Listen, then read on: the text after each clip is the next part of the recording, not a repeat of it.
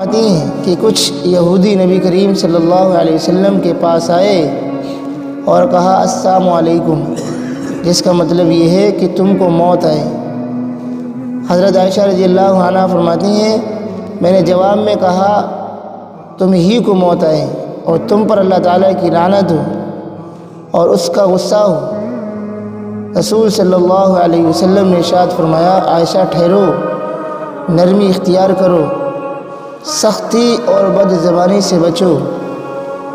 حضرت عائشہ رضی اللہ عنہ نے عرض کیا آپ نے سنا نہیں کہ انہوں نے کیا کہا؟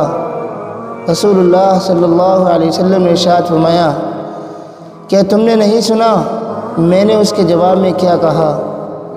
میں نے ان کی بات انہی کی طرف لوٹا دی کہ تم ہی کو موت آئے۔ میری بد دعا ان کے حق میں قبول ہوگی